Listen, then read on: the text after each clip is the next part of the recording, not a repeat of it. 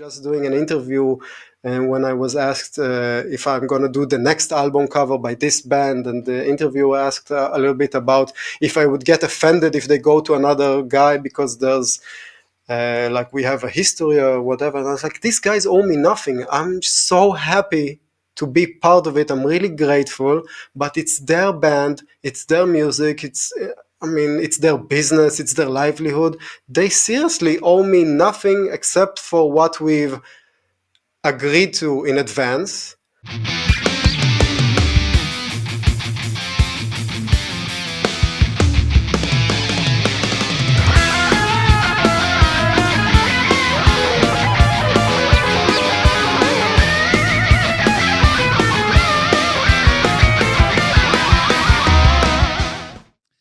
Hey, how's it going? Welcome to Heavy Art Talk. I'm your host, Lee, and today I am extremely excited. I have Eliran Kantor joining me.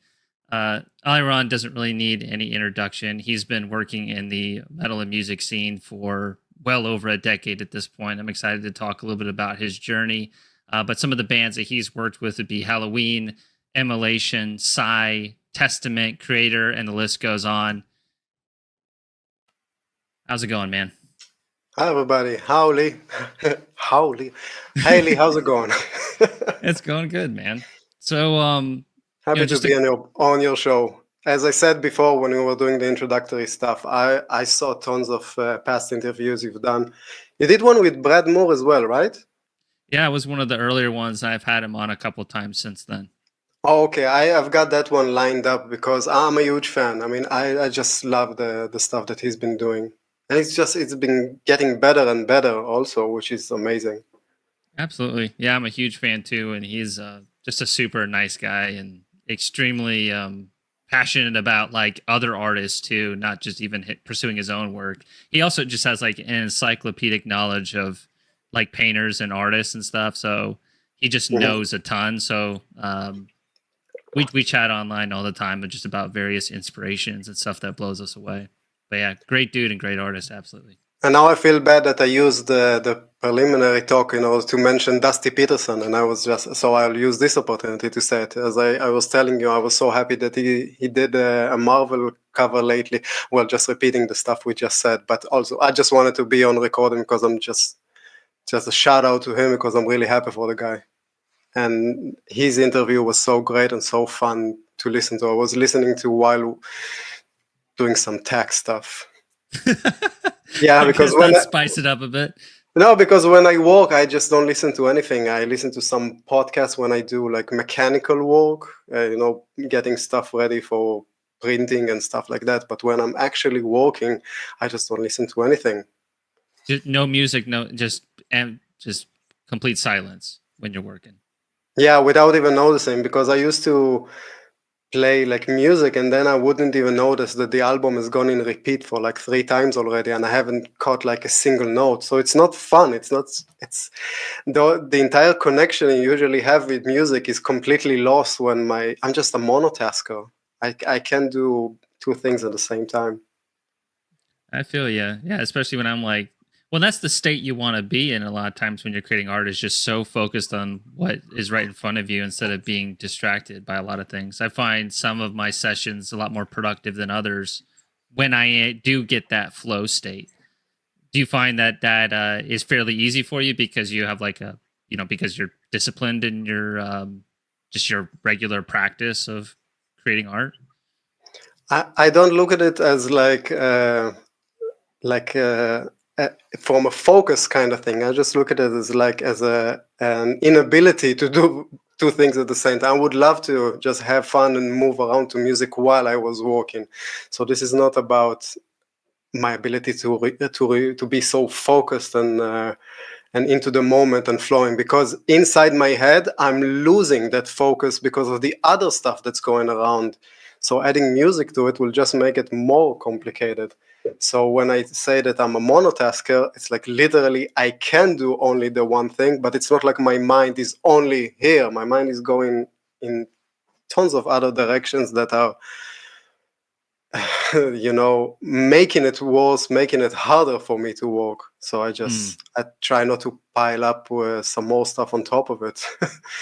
But yeah, as you can see with my decor, it's like I just don't pay attention to too much stuff. Even the stuff I have on, my sense of fashion is just basically what the bands I work with send me. So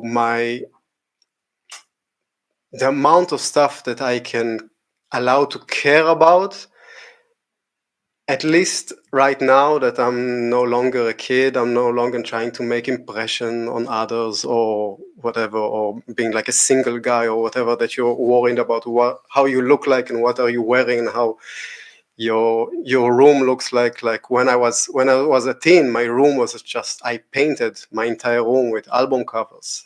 So nice. I was just thinking about it. I have no idea how much of it was like self-expression, but how much of it was like me caring about, I don't know, communicating something with other people, making an impression, who knows on who. But right now, it's like, this is it.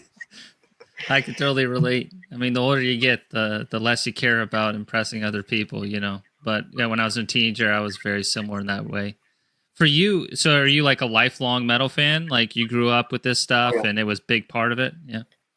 Oh yeah, ever since. I mean, my dad got me into hard rock with Scorpions and Deep Purple when I was 13. And then I remembered like the names I would see on Beavis and Butthead's t-shirts. And then I went to like the CD store and just picked album at random just based on the album cover. So this is how I bought my first few metal albums, which were Killers by Maiden, Master of Puppets, and I think Euthanasia as well by Megadeth. Just based on the album covers alone and hearing those names on the Beavis and Butthead show, they were really passionate about these bands rule, So Yeah. as a kid, as an impressionable kid, I was like, okay, it must be true. Do you recall like how it felt to listen to those records like as a teenager? Like was it really eye-opening and inspiring for you? Yeah, especially since back in those days when you got a new record, that's all you're gonna listen to for the next like 3 months. Yeah. That's everything to you. This is gonna be your micro world. You're gonna know the entire like thanks list from top to bottom. You're gonna know the name of the lighting engineer and whoever, all the endorsements in the booklet, whatever. You're gonna know each and every page and each and every part of it. So it was so special because it was also a time when you were able to properly spend this amount of time with music, because I was a kid, I had no other responsibilities. So it was, the perfect age to get into this kind of stuff.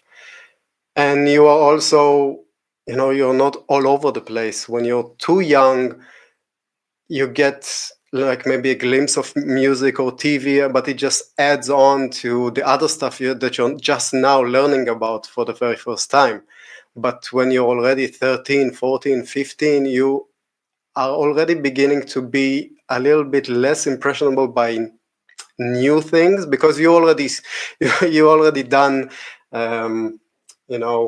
getting so going out to nature. It's like a tree, a river, or whatever. It's like all of this stuff is already new to you. Okay, you got it covered, but now music was just opening brand new worlds that I was completely ready to immerse myself in, because I've already grown up as a young person already. Absolutely. And then like how did that coincide with your art development, essentially? Like the music and the art, they kind of worked hand in hand, or how did it look? Yeah, because one of my earliest introductions to this combination of music and artwork was when my dad played me The Wall by Pink Floyd, but the movie. Oh yeah. So, and I was maybe like 5, 6. It was very inappropriate for that age, but because some of those scenes for me were my pretty much my first glimpse into horror. because especially when you're this young, the conveyor belt scene, when all of their faces are being transposed into masks, and then they fell into this meat grinder. It was so scary. It was basically horror for my eyes. And so all of that stuff happened all at once. So that was a huge moment for me, and it's still a huge inspiration. Gerald Scarfe, the guy who was originally, I think, a political cartoonist, did the animations for that movie. Maybe some people are familiar with his work. He did like character designs for the Hercules movie, the animated movie. He's just amazing when it comes to character design. His characters are so unique and memorable. It's just very dynamic. Even on that movie, I can remember the characters very vividly. The judge and the mother, and of course the school teacher. It was so much information, so much influential information being like brought on me at the same time. And afterwards, when I grew older and I got into metal, that's when the album covers really took like a center stage, because prior to that I had a couple of like Michael Jackson albums, and I think that's about it. Maybe a couple of others like current pop music albums, but I didn't really pay attention to the album cover, except for the Michael Jackson one, because I bought Dangerous based on the album cover by Mark Ryden alone. I remembered maybe the lead single or a couple of other singles, but the album cover looked so good. Yeah, very detailed.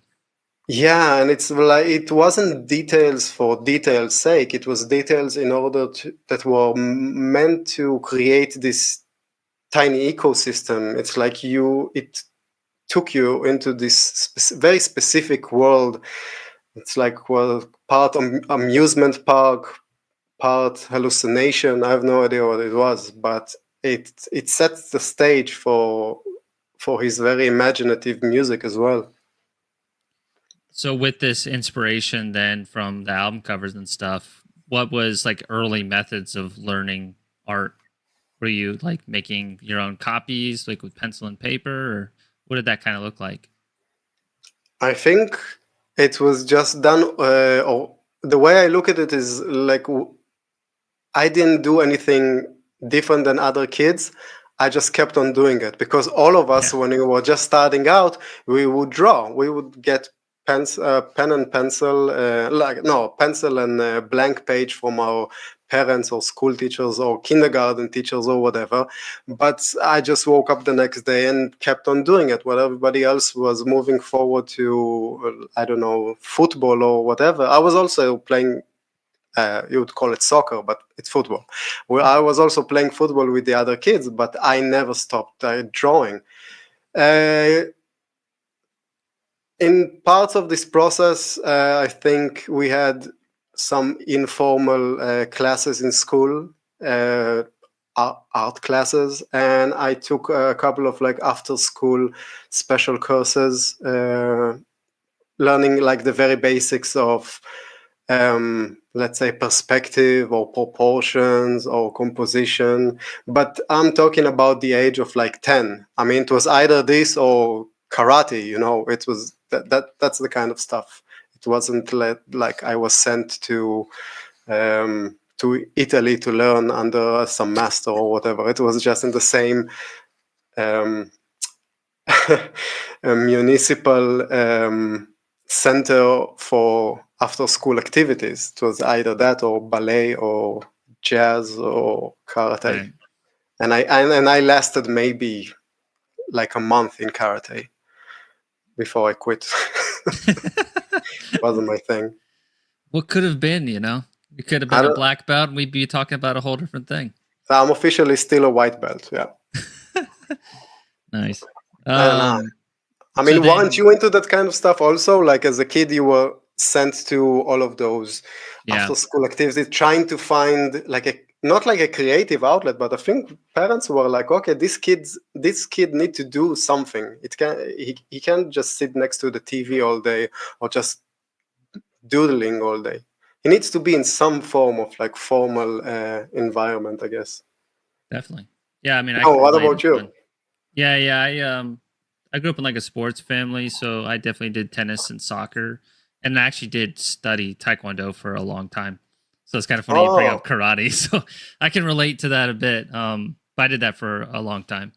so now Uh, the tone is completely changed now that we know that you can kick my ass. oh, I'm I'll so just rusty.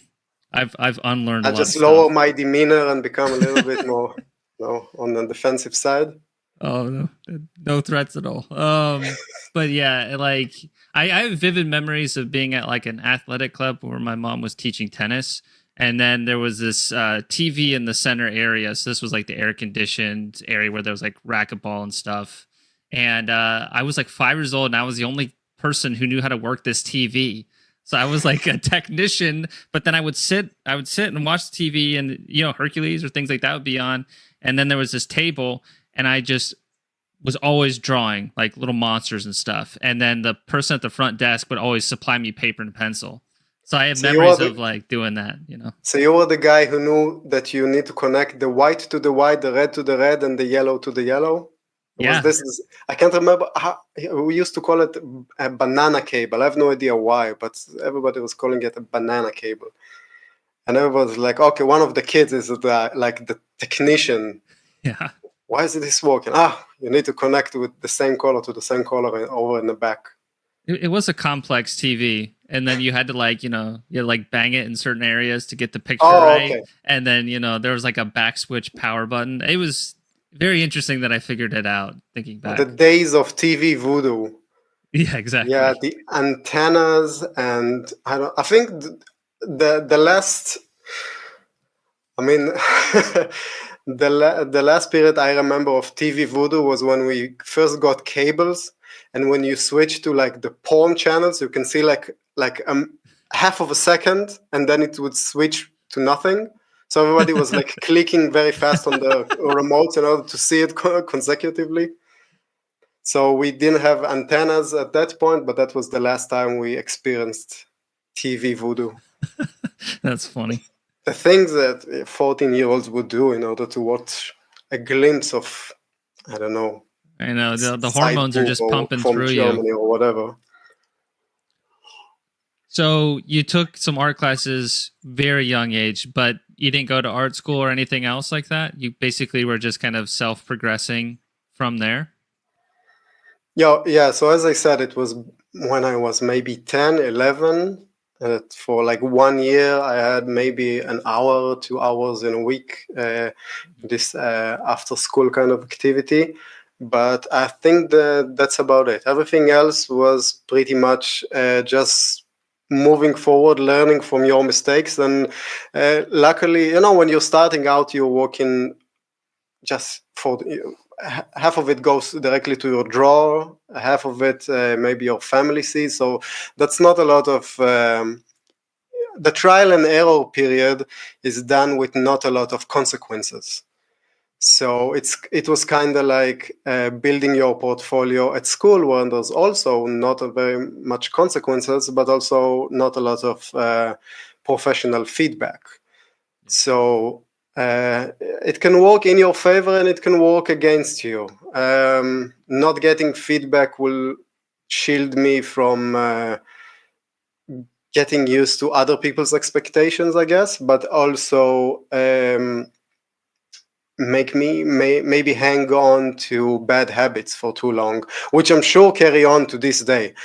I know for a fact that I see tons of people that whenever a work of mine goes beyond the heavy metal crowd or even in the heavy metal crowd, when I don't know, it's shared in some forum somewhere or on Facebook, Instagram, or whatever, people who are more educated in art than me, they see tons of like technical stuff that really bother them. And so I've been learning from online hate comments, which is, I mean, tons of people are just, I don't read the comments or say this is toxic or whatever, and I'm like, no, why? It's a good deal. It's like free critique. It's amazing. So you can either let it get to you, or find like a negative way to absorb it, or you can just make positive use of it. So I'm still learning. I'm still getting critical feedback and learning from mistakes, which is something that it just makes the art better. Yeah. Do you find that you're less hung up on like someone else's opinion of like an image now than where you were maybe like 15 years ago? Like, in other words, do you have like either thicker skin, or are you less sensitive now? And you just like, if someone has bad comments about your work, it's not like a reflection of you. Are you kind of like, where are you at in terms of that process? Like, do you take some of them personally in terms of criticism, or really not much at all? I mean, one approach to it was like, okay, this comes from like a person who doesn't know, or I'm trying to bypass who's saying it and just judge it on merit. I mean, is it actually applicable? So no, I pay attention to everything that everybody tells me, because I can only see my work through my eyes, and I won't change it in order to pander to other people's expectations. But at the same time, I certainly want to achieve a certain something with it, and if there are technical faults in it that create the wrong impression, that's not part of what I'm trying to communicate. So, for instance, my wife is the best at that kind of stuff, because she would go behind my shoulder and like, there's a face over here. It's usually this kind of, I see a face. There are two eyes and a mouth. That's it. It's a face. And I'm like, I didn't mean to. Oh yeah, now I can unsee it. Okay, I didn't mean to do it. It looks funny. The worst is when things look funny, especially when you don't want your piece to communicate this kind of thing. Yeah. So it's always nice when somebody makes you pay attention to like a lot of times you get happy accidents, but sometimes accidents are accidents and you don't want to have them. So why not? So I'm not getting too defensive about that kind of stuff, and I just take everything I can get in order to help me achieve those goals. So I look at it as like a positive thing. Yeah, absolutely. So I feel like, how long has your like professional illustration career been? Because I feel like it's beyond 15 years, right? Like, I don't know. I mean, it I seems think really long. I started making like professional. I started from like more high tech to low tech. I was doing website design when I was 13 during like the late 90s. And then I started doing like commercial websites. And then in the beginning of the websites, GeoCities, and kind of like the beginning of MySpace, I would get into that as well. And those are, if you talk about professional work, I would actually design some MySpace to some bands, and I built some websites to some bands. I can't remember. I think I did like a website for Abigail Williams, and now we did an album cover together finally. And those were one of the first professional website designs that I did. Oh, really? And yeah, but making album covers, I think the first one was about 2003, 2004. Wow. So it's been over 20 years Yeah. since the very first one. But still, I was 17. I was doing it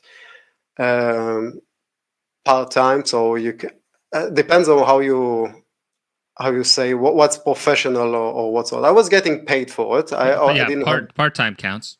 Yeah. part-time counts. Yeah, back then I was in the army as well. I was doing it afterwards, like after hours, or doing weekends. And afterwards, I had a job doing technical support in an internet providing company. Have you tried turning it on and off again?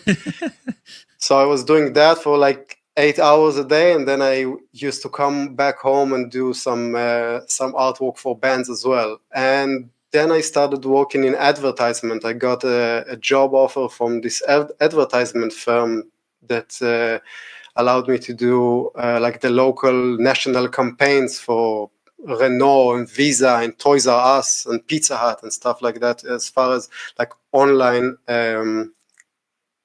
commercials, which was back then like flash banners. That was the thing back then. And that's also, I was working on that during the day and doing freelance album covers for bands and logos also during the night, until I quit my job and rented an apartment and took a lease for a year. So I would have to make the freelance stuff work and make it into a full-time career, because otherwise I won't be able to pay the bills. What did that feel like when you jumped ship on, a more corporate job and had that year? Like, was it pretty frightening, or what was it like? I'm not so sure. It was so long ago. I just didn't like the position, because I didn't really care about any of the stuff I was making, and it kind of felt like lying, basically. Until this day, nobody sees the stuff I did back then. It's not like it also felt like a giant waste of time, because right now I'm working on my very first art book, and I will include some of the earlier stuff that's the first few album covers that I did in 2004 and 2003, and I will also include drawings that I did as a kid. But I'm not so sure that I will include the commercial banners I did for Nissan and Pizza Hut during that year that I was working in advertising. Yeah. Because it's just there's a disconnect over there. It's very mechanical, and I'm not taking away from anybody who's really passionate about that kind of stuff. It was never my thing. That's it. So it wasn't scary in the way. Still, I was a kid. I mean, let's say everything. I was how old was I? 21, I guess. Let's say none of it would have worked out. I would go and find another job and pay the bills or whatever. So it wasn't like I was used to walking ever since I was 13. So it wasn't scary in that way. And I also was so passionate about it, I would just walk throughout the entire day. I didn't have a laptop back then. I had a desktop computer, and I bought a TV arm and I plugged it. I just installed it above my bed. So when I would wake up in the morning, I would just lift my head up, pull the computer away from just above my head and start working. And it was just constant. I would skip meals, showers, whatever. And it paid off eventually, but back then it was tons of hard work around the clock. And luckily, when you're young, you probably know it. You were in this position when you have a lot of time, a lot of energy. So that's your currency, you use it. And it makes sense. I have no idea how was it for you, but I'm guessing it's relatively same thing when you were younger and you had less personal responsibilities. Definitely. Yeah, I can 100% relate. What was like the first big band that you worked on in terms of like an album cover then? I mean, every time I did something that was everything was big to me.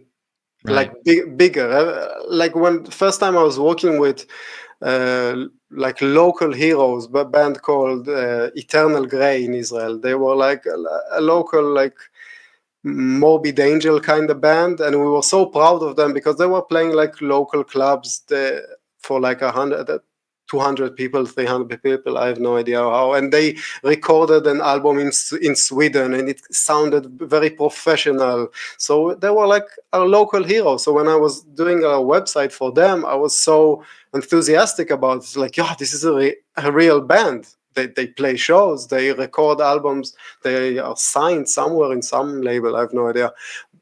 So, but afterwards, when I did the album cover for a band called another band a local band called Bishop of Hexen. That was another band that had a history behind them. They released a couple of albums during the 90s.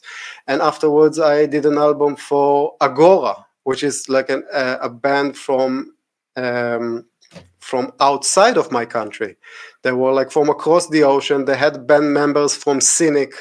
I was really excited. It felt like something that's like no longer like the local heroes. Though that's like an actual band that you read about in Blabbermouth or whatever. And so I was so excited to work with finally a real band. And then I got to work with Mekong Delta, which is a band that I had maybe in my CD collection. I had 3 albums by them that I bought when I was traveling in Germany. So all of a sudden it's like, no, this is a real band that I'm working with. This is an actual band that I'm a collector of. And and the next step was Testament, that I was, this is a band that I was playing air guitar to when I was 16. So yeah, every time you work with one of those bands, it's super exciting, especially as a music fan, as a record collector, as a heavy metal fan. You never take it for granted. You always want to be part of a great record, and you're kind of insulted when the album is out and it's not so great. But it's like right now it doesn't really happen, because I've been lucky enough to be in a position when I can listen to those bands and say, okay, it's like I'm really happy to take on this project and not this project, because time is finite. You can't accept everything and just fill up your entire schedule with things that you won't be able to finish. So you need to pick and choose. And right now I go by how much I can allow myself it's not about the freedom, it's about the possibility to know that I will contribute something special. I mean, if the band gives me an awesome theme that I really resonate with, and I can see that I'm going to contribute something that I really care about, but also the music. If the band has really good music, I will find a way to make that album cover count, even if I'm not so excited about the initial concept. But there's always a way to find something about it that will excite you. But other than that, yeah, I'm happy to be able to tell everybody, yeah, if it's a band that I work with, I 100% tell everybody you should check them out. At the very least, check them out. Because if I liked it and I'm really annoying about music, so maybe somebody else will like it as well. That's awesome. So what would the typical process look like from start to finish on a cover that you're making like nowadays? Like sketch phase, finishing out, even if there's anything that like usual touch points with the client. I'm kind of interested in that. I think the biggest part of the process for me is coming up with the concept and the composition. So there's a lot of work that I do without picking up a pencil or opening up the computer or whatever. It's just talking to the band, asking them hopefully to supply me with the lyrics, so I can just read them as basically as poetry, and also just get the album title and maybe even talk to them about what drove the creative process in their life. I mean, what's going on in their life specifically right now behind the scenes that drove them to, focus on these specific themes in this album, and what's behind everything, in order to dig a little bit deeper and not be so superficial about stuff. Because when the lyrics are about a dragon, all right, that gives you a little bit of info. But if you talk to the guy who came up with it, he'll tell you, yeah, I've been struggling with some personal demons in my life, and this is an allegory. Now we have something to actually work with, and I can find myself caring about, because I really don't like dragons. I don't care about dragons at all. But if somebody tells me something that's a little bit personal, I can I can relate and I can say, now I get it. Now it's no longer a lame dinosaur that spits fire. Now now I can get into the position where I'm convincing them to maybe let me do a dinosaur instead. But in any way, it's just about finding a way to really connect with the source material and also have the time to think about it. So there's a waiting period in which I'm finishing up prior booked projects, and also in the back of my mind I have what's coming up, and I can allow myself the time to really think about it and filter out the bad ideas or the ideas that are just coming to you very quickly, but you end up thinking, oh, okay, that's because I saw it somewhere else. So this allows you a long period of filtering out what's already been done and what won't make a deep impact on anybody and what won't make a deep impact on you. You won't really care about that kind of stuff. If you think about it for a little while longer, you'll get the idea. It's like, okay, that's nice, but I don't really care about it so much. So by the time we actually get to work on it, I've been already passing on few ideas that I would never feel comfortable showing everybody the end result if I was pursuing them the next day when I came up with them. So I'm already very focused about where I'm gonna go and why do I care about it. And from that point on, I start up with a black and white sketch composition, send it to the band as quickly as possible. But I'm trying to get the composition down right and communicate the concept, and maybe get like the focal point right. And that's about it. Afterwards, once I get the green light on the sketch, I can move forward to colors, and last stage would be, fine tuning and details. So in general, those are the major steps on the way to finish it. And the last part, when you're actually done with it and you say it's done, I have no idea how do I make it. It's just you let it go at some point. Yeah. You say, okay, I guess it's done. I guess it's time. Do you feel like in the last, I'll just say 15 years, but like, do you feel like your style has kind of shifted? Because from the outside looking in, it feels like you've gotten more looser and painterly versus it was just a little bit like tighter back in like, I don't know, 2010 or so.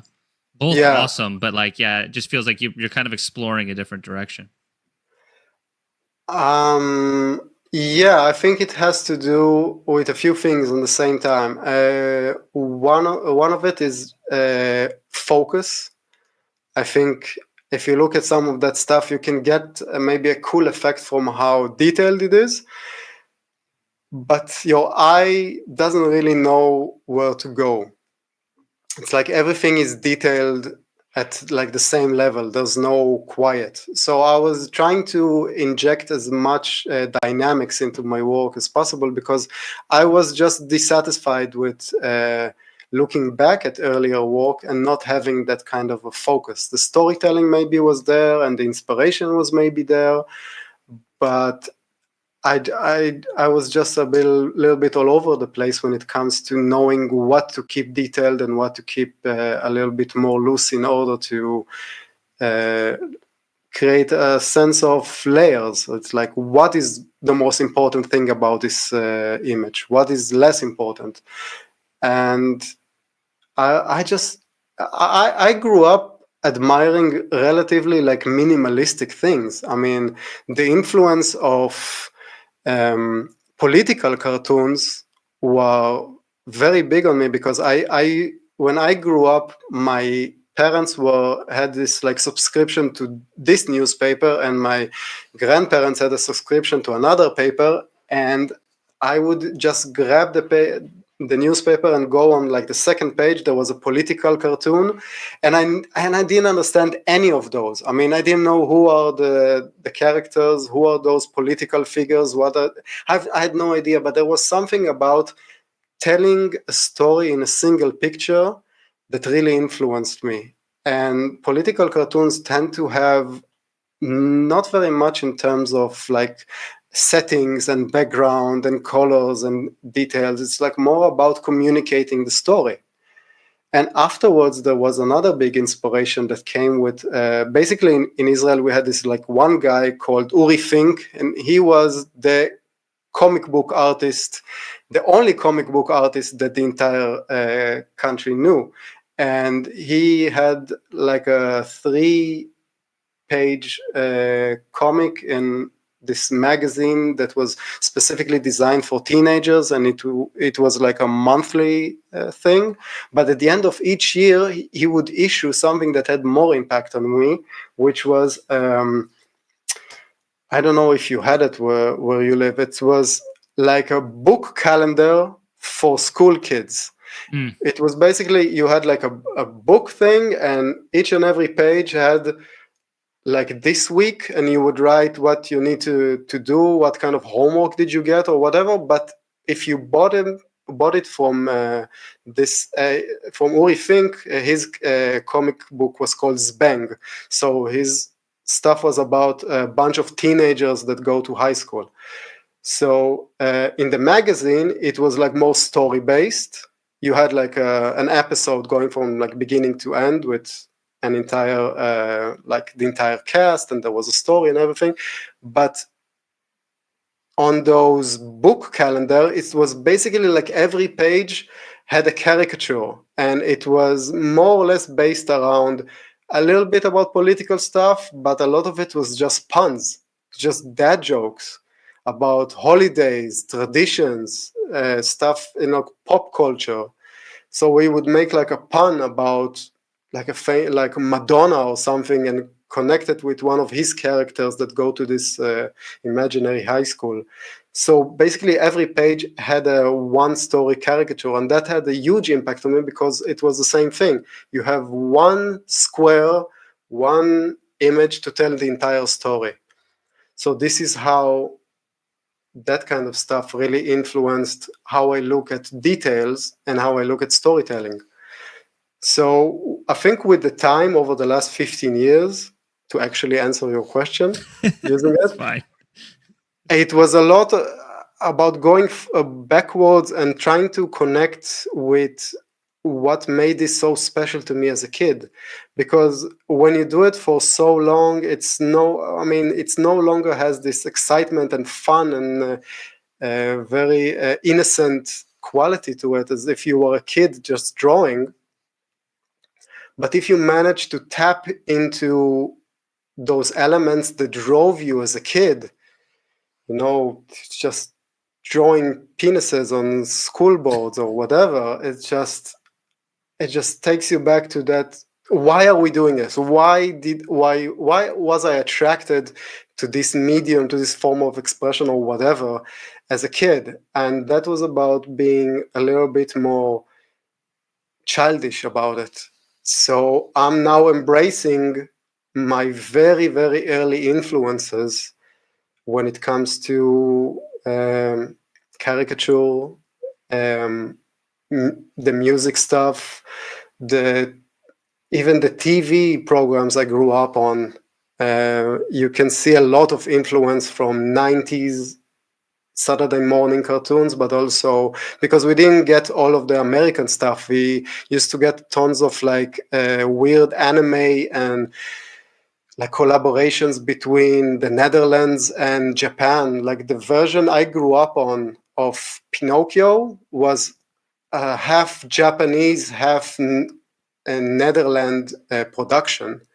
Instead of Jiminy Cricket, he had like a duck. Or the version I grew up on of also like Alice in Wonderland was also the Japanese version, because we didn't have a lot of local productions, so everything was basically imported when it comes to the cartoons that would end up on TV. So we had 2 channels back then, and they would buy cartoons from all over the world. So we had claymation and like Soviet Union stuff, and also Far East anime, and also the things that you probably grew up on, the G.I. Joes and the Teenage Mutant Ninja Turtles and stuff like that. So there was a mix of like more obscure stuff and some stuff that everybody grew up on. So tapping back into what really drove me as a kid has really influenced the later on evolution of that style. I mean, don't you feel like sometimes when you incorporate something from your childhood, somehow it makes it like, I don't know, it communicates with you on a different level Yeah. than stuff that you just learned about a couple of years ago, all these fancy worldviews and ideologies or whatever. It's like, it's nice. It makes you feel like smart or moral or whatever. But there's something about tapping into what really excited you as a kid that is really, it just feels special. Yeah, I mean, I can relate on that for sure. It's just like tapping into that innocence, where you didn't know everything, and just the stuff that you like.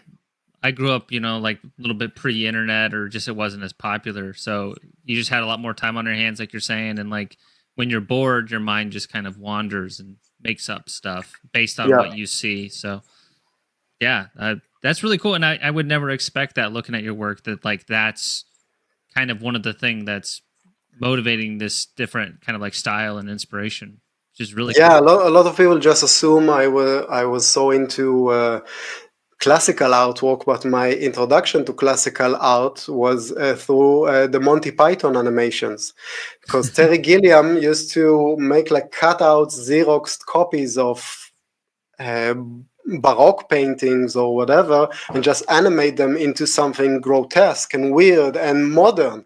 I really like the fact that he was using something that's so like timeless in order to create something that is so current and now. But when I incorporate that kind of stuff, the aesthetics of it, I take advantage of it being timeless, because I don't want to.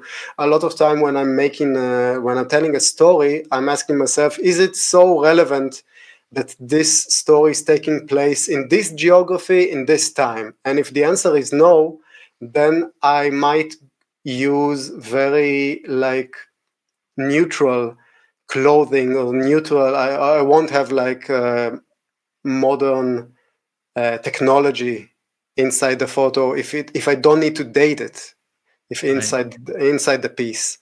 So I don't need to, if it's not. I learned the hard way that you don't need to throw tons of information on it. I think I saw what was it, like an interview with Marilyn Manson, and they were asking him about less is more, and I can't remember about minimalism, and also about if your work is provocative or gets attention of others, and if it's what was the question? I can't remember.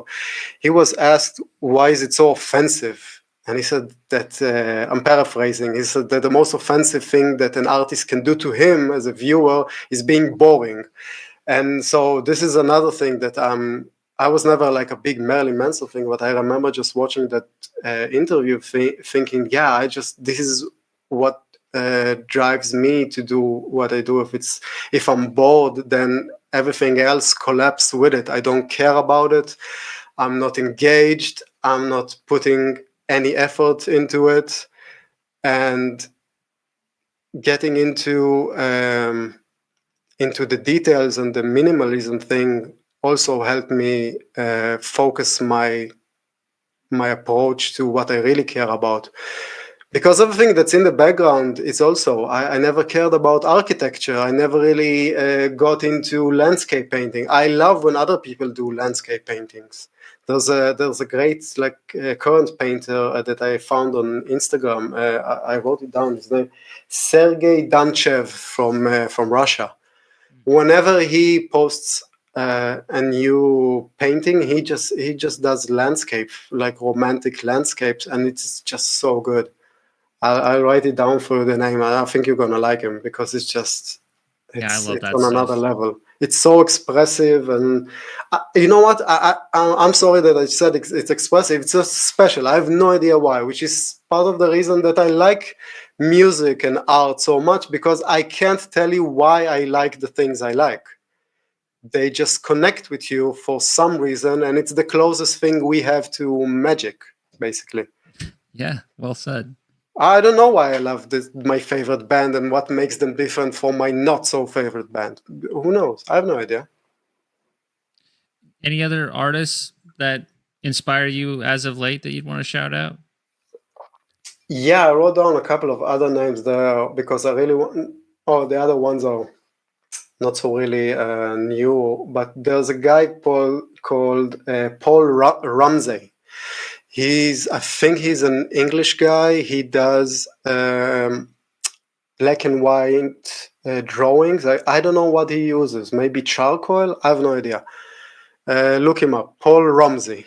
Okay. And his stuff is also like there's some political stuff on it, but there's also just weird story-based things that are just, yeah, it's not, there's no portraits, there are no backgrounds or scenery or whatever. It's just it's weird. It's weird and it's interesting, and it has an impact. Whenever I see something new from him, I don't know, it still carries a punch. Anybody else? I haven't heard of him, so I'd have to look him up. I'm really bad with those names. I follow tons of current artists on Instagram, but it's hard for me even to remember the name. So it's only, please guys, keep on posting so I will remember that you're alive, because I'm just so bad with remembering names. Growing up, because there's just so much information, so much new stuff. Yeah. And growing up, you had like 5 heroes, and those were your heroes. Those were everybody has been saying on this show. Frazetta and Giger and Dali and whatever. I don't need to talk about Frazetta for the 4,000 time on this show, but also, John Kay, the guy who came up with Ren and Stimpy, was a huge inspiration for me growing up. That was my cartoon. Everything else was just, everybody loved the Teenage Mutant Ninja Turtles and G.I. Joe or the anime stuff or whatever, but Ren and Stimpy felt like my thing. Yeah. Like me and a few other of my friends, we used to tape each and every episode, sit down in front of the TV and just hit pause on the VCR and draw the specific.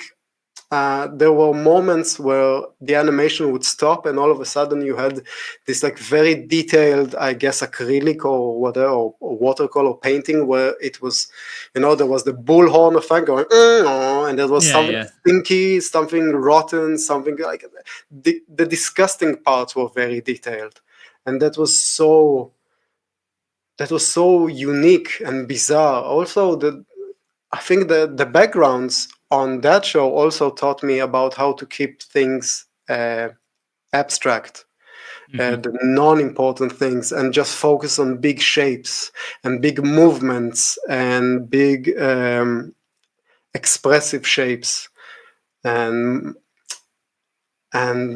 right now I'm now rediscovering those early influences, because afterwards you get into the more scholarly stuff, and then you try to copy them, but then you look at your artwork a couple of years later, it's like, yeah, I just ripped off all of those classical painters, or Caravaggio, or Michelangelo, or whatever that I would see, and that's like, there's no deeper connection to it. I was just copying a lot of what I just got exposed to, and maybe it was cool that I was excited about finding out new things, but I was learning it from scratch. So everything I was incorporating it into my work was just very primal and very very amateurish, I guess, in the approach. You need more time in order to sharpen up your ability to tell where do you need to use it and where not to use it. Yeah. So that's another thing that you only learn with experience. And luckily I've been doing only this since I was a kid. So I mean I had this on and off jobs, but I never stopped doing this, like making pictures. So luckily I put in the amount of work I needed in order to get the bad stuff out of the system and be able to be more presentable and not repeat, the old mistakes again and again. Yeah. Well, I think that kind of segues a good bit into kind of looking retrospectively through some of your work. So I'm going to pull up the deck, and with each of these, just if anything comes to mind, things you might change, maybe what the process looked like, or what it meant for you, I'd love to hear it. So I just had these two fairly recent examples coming up, which are excellent re-recordings and reimaginings of the artwork. So what was this like? Yeah, I mean, the first time Max and Gloria got in touch with me was before we were doing, they saw the album cover I did that's the way it happened. I did the Testament album covers, and then Jamie from Hatebreed saw that album cover, and he got me to do a Hatebreed album cover, and then Max and Gloria Cavalera saw the Hatebreed album cover I did. And then we did a couple of Soulfly albums together, Archangel and Ritual. And then when Max and Igor were re-recording the first three Sepultura albums, they reached out to me again to do these like reimagined album covers. And I think out of those three, the one which was the easiest to do was the third one, the one that you don't have over here, which was Morbid Visions, because that album cover is just I think it got more. It wasn't like a fan favorite. It was easier to allow myself to inject more ideas into it than the other two, because these two had like a certain charm to them that I liked and the other fans liked, that Morbid Vision lacked, because Morbid Vision had like the googly eyes on it and it looked kind of silly, while those two albums had a little bit less silliness to them. I mean, Bestial Devastation had it avoided the silliness because the main character was basically a Boris ripoff, so the Boris thing was good. But Schizophrenia, I remember looking at that album cover for the first time at the record shop, and I was sure this has something to do with Karate Kid or maybe Street Fighter, because it looked like the Karate Kid, because he had like this headband over here, and it communicated the wrong thing. So I remember that when I was working on these, and the first thing I told Gloria and Max and Monty Connor was the very first thing I need to do with Schizophrenia is remove the headband, because I can't I don't want anybody else to look at my version of it and also think about Street Fighter and Karate Kid. So once I got rid of that thing, it was easier to allow myself to go and do other stuff with it that stray away a little bit from the earlier version, which is also, it's a delicate balance, because you go against nostalgia, because those albums mean a lot to their fans and to me. So you need to keep the essence of it. It can't feel fake and detached. If it feels out of place, then it feels cold and has it just feels weird to have it, and everything you wanted to accomplish with it, which is connection, falls apart.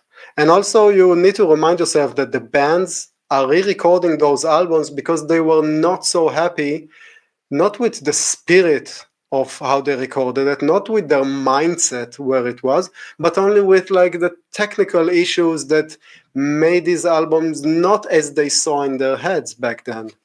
So now you need to a little bit to manage to tap into it and find out what they were going after, but also know what to retain, what to leave as it is, which is why I insisted to not change the composition and the characters and the colors, because all of that stuff, you can keep intact while injecting yourself into the other dimensions of it. And that's it's a balancing act when you do those reissues. Absolutely. Yeah. It sounds like you had to basically consider a lot of different things. I mean, I love the reimagining of the covers. I think you did an excellent job, and that is definitely a big challenge to appease the fans or attempt to, but also do something that's fulfilling for you and, of course, the band. Yeah, I mean, the life hack I found when it comes to pandering and appeasement is that I don't need to think about the audience, because I'm the audience. I'm a Sepultura fan. Right. So when I was on the audience side of like receiving a new album or talking to my friends about new bands or whatever, I was the annoying fan guy who would go, the new Slayer album sucks, So now I can use this annoying habit of being so negative and filled with criticism and direct it on myself. So when I'm working on those things, I'm being the guy who says, you know what, you fucked up, you ruined it. And now I can take advantage of having these negative tendencies and make something good out of it. Now it's now it's good to have an annoying side to yourself. You can put it to use. Well, you hold yourself to a certain standard, absolutely. I think, like, just technically speaking, with these two, you really did master that quality of like letting some brushstrokes be really like just bold and exist and not over render them. Like, I love how you did the in the straight jacket. There's just that one kind of like thick stroke that you didn't like just render out and smooth out. Like, yeah, I just think it's really cool how you've incorporated like the texture and just not over rendering stuff, especially on that schizophrenia one.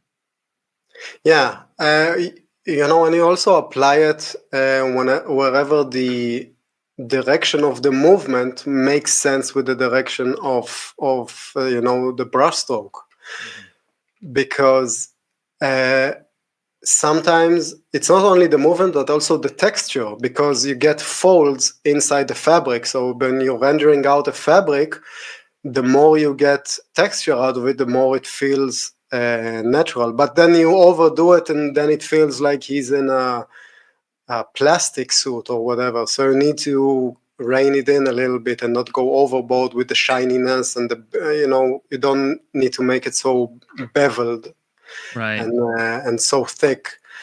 But yeah, that's another thing I only learned with the time, not to, and also the darker parts, not to be so detail heavy on the darker parts as well. That's also a thing you learn the hard way after spending so much time doing tons of details on stuff that nobody's gonna see, and just blocks the viewer's attention from the actual focal point, unless you are trying to make everybody focus on the black parts, which is rare. But yeah, you can find a few pieces where that's the thing. Yeah. It's amazing work, man. And thank you. Glad you like it, because it's all because you have no idea how the other people are gonna look at this kind of stuff, because you remember how it was like to be on the other side of it. Yeah. When I saw, what was it? I think it was Rockarola by Judas Priest. I remember there was one reissue when they reissued it with like this fantasy album cover. I can't Hmm. remember. It was kind of like a Molly Hatchet kind of thing, but it's not like the original album cover had a deep connection with me. It was a pun on the Coca-Cola bottle, which was such a weird thing, and it was never something that was dear to me. But when the reissue came out with something that was so detached from it, then I had no connection to that version as well. So I remember looking at new versions of albums that I was already familiar with, and know how was it to be on the receiving end of it. Yeah. Very cool. All right. So then, well, they just recently ish announced the new Helloween album, which you did artwork for, Giants and Monsters, and then we have the Helloween self-titled on the left. Tell me a little about either of these. You can start with whatever one. Yeah, as I said earlier, I was never a big fan of dragons, and it goes to everything that's fantasy based. I didn't grow up on watching fantasy movies or reading like Lord of the Rings and stuff like that. So I never had a connection to swords and sorcery kind of stuff. But I really love Halloween.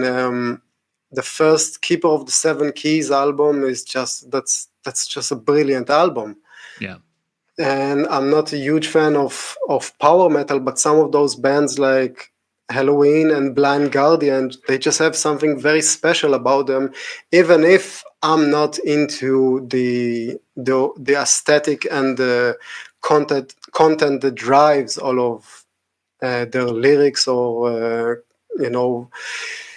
imaginary world or whatever. So it was a bit of a challenge to find a way to come up with a piece of fantasy art that I will feel like this represents something that I care about. Because we talked about Frazetta earlier. I love Frazetta despite those. I mean, despite the content. Because if somebody else would draw an image of a guy fighting an alligator, it's just he was just a master of taking a brief that I don't care about and managing to come up with this amazing movement that will just elevate it into a piece of art that really moved me and made an impact. So this was something that I really tried to accomplish with this one, make it about the movement and the tension. And we're talking about the first one, the Helloween self-titled. I think the moment when I realized I know what I want to do is when I thought about two characters reaching at the same time towards that crystal ball, but none of them are touching it. So there's like tension, there's drama in that moment, because if you see one of them throwing the ball or the other one catching it, it's like the matter is basically concluded. It's like Right. the image tells you the entire story. But if you manage to grab the tension and the drama, which doesn't give what happened before and doesn't give what happens afterwards, then there's tons of like unanswered questions that makes your imagination fill in the gaps. And if your imagination is the one filling in the gaps, it would create the perfect answers to everything that you don't see in the picture. This is why the book is always better than the movie. Because in the book, when you read something, your imagination makes it tailor-made to you. When they talk about an apple, you think about the perfect apple that resonates with you. When it's already on film, then it's closed. It's like either you connect with the way they portray the apple or you don't. So this is why I try to keep a lot of questions open in my work in order to retain that part that that restarts your imagination, that makes you go into that questioning mode. And with the new one, Giants and Monsters, I really wanted to make another piece that would shift the focus a little bit, because the band also wanted to repeat maybe the last album cover with the Keeper, and I told them that I really want to bring the Jack-o'-lantern figure, because he was not present on the previous album cover, and I really wanted to make like the ultimate Jack-o' piece, as just like we approached the last one with like making an epic piece for the Keeper. So this time I managed to inject a little bit of the more cartoonish side of my influences. I think if you look at the way the way that he springs into action, you can see that I grew up on the Spider-Mans and the Teenage Mutant Ninja Turtle stuff, but also some a little bit more personal influences, like when he takes off his head in order to fill the scenery with water. Those are two different references. One of them is, maybe it can remind you of Frank Frazetta doing Sleepy Hollow, but I never read Sleepy Hollow or watched the movie or whatever. So for me, removing the head was a reference, homage to Earthworm Jim, if you remember. It was a PC game.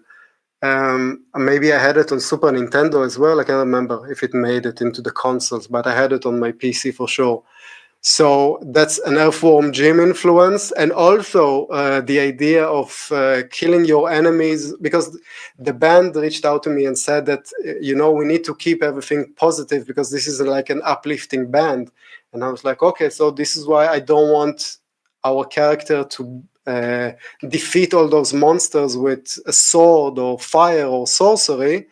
I want him to drown them in water, in something positive. And that's from the Mortal Kombat movie. You remember? Use the element that brings life. I'm rusty on that movie.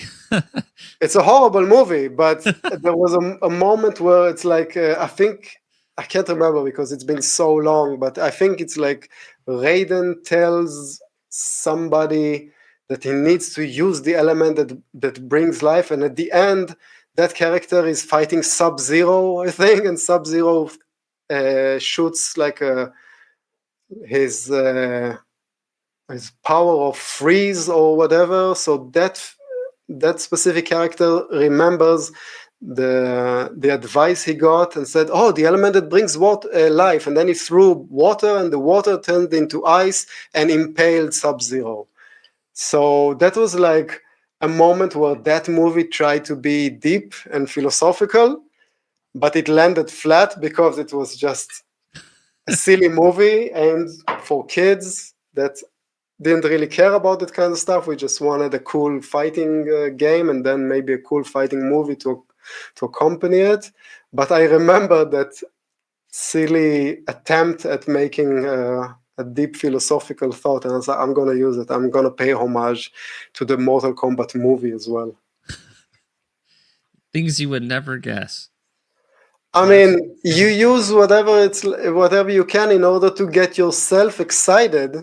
It takes me back to, drawing penises on the school boards. It's like you need to excite yourself to get into that zone of enjoying the joy of painting, the joy of drawing. Absolutely. Which it's like with the times you get so disconnected from it, because now you work in front of the computer all the time. Now you now you do it in order to pay the bills also. Now you do it while you have kids, and your mind is half of the time worried about your kids and not really about each and every brush stroke in this monster, so you need to amp yourself and get yourself excited about it. And this is how you do it. Reconnect with the stuff that you really used to care about. 100%. And like every interview, there's like something that sticks with me, and I think that, and yeah, just really channeling stuff that's like unexpected from your childhood into what is natural to what you're creating now. That's kind of what's sticking with me through this one, that I'm going to carry into, you know, all my sessions and everything in terms of creating stuff. I mean, I think one of the things is also, I mean, some of those moments when I learned like a good lesson about what is useful for my work is one of them was focus on the things you now take for granted, the things you grew up on and kind of lost touch with because of reality of growing older, and also learning how to make use of the negative things, like as I said with the comments, or about how you are an annoying person when it comes to being so critical of everybody else, but now you can direct it at yourself. And so it also has to do, and also the way that I'm unable to focus or be obsessed about only one thing. All of those things, you can look at them as a handicap, as something that will render you in a lesser position. But if you apply it to your work in a way that's effective, then you can make something positive out of it. And that's also something that I'm now getting better at it, being more appreciative and getting to be more, grateful about being in this position, not taking that kind of stuff for granted as well. And just trying not to be so negative about stuff, because you can just drown in negativity and it'll get you in, I won't say it'll get you nowhere, but it's just, a lot of it is just ineffective. And growing up, you let go a lot of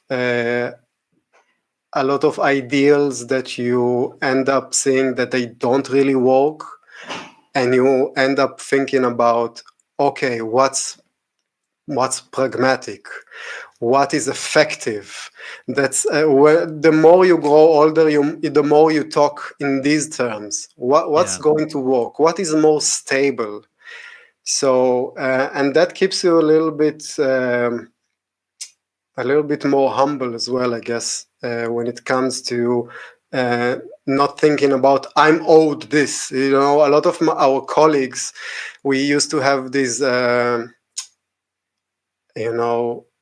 talks online. I remember somebody said, "Oh, I worked with this band and they never sent me the album or the T-shirt or whatever." And I would tell them, "Okay, did you ask for it in advance?" And he said, "No, this is like common courtesy." And I had to tell the guy, "This is common courtesy to you, but wherever they are in their life, in their culture, in their whatever, common courtesy means something completely else to them. So if you would just ask for it in advance, there would be zero bad repercussions." Right. I've never met a band that would say, "You know what, I was going to work with you, but now that you asked to get the album for free, that's it." So instead of like focusing on negativity that doesn't work, like complaining about these bands online and maybe even shaming them for not thinking like you, that you're owed this album. One of the best, I remember I was in a situation when I felt so entitled to something that I felt this band really owed me, and I don't want to get into details, but I was in some location that I was supposed to meet the band, and they didn't come, and it was so far away and whatever. And I was like, "Dad, I was supposed to get this and this and this." And my wife told me, "Nobody owes you anything." And at this specific nugget of truth was so painful at that time, but right now it's just so effective to me when I tell myself they owe me nothing. I was just doing an interview, and when I was asked if I'm going to do the next album cover by this band, and the interviewer asked a little bit about if I would get offended if they go to another guy because there's like we have a history or whatever. And I was like, these guys owe me nothing. I'm so happy to be part of it. I'm really grateful, but it's their band, it's their music, it's their business, it's their livelihood. They seriously owe me nothing except for what we've agreed to in advance, or what is, common law if we share the same jurisdiction or whatever. They can shoot me if they see me. But other than that, they seriously owe me nothing. And this is such a relief to be reminded of it, that nobody owes you more than that. Nobody owes you more than what you were promised and what what we all as a collective agree to become common law around us. So I'm trying to distance myself from feeling like I'm owed something, and remembering that I'm part of basically the supporting cast on these albums. So I used to get so so precious about, this band doesn't understand me, they want to put like a huge logo and whatever and ruin my entire piece, and it wasn't so effective. And I would get really defensive and say like negative things and tell them how they don't know anything about composition and about impact. But half of the time it would work, and the other half of the time they would get offended and they would get defensive as well, and we would never go anywhere with it, anywhere positive. But I learned that there's another way to say it, which is like showing how it works against both of our interests.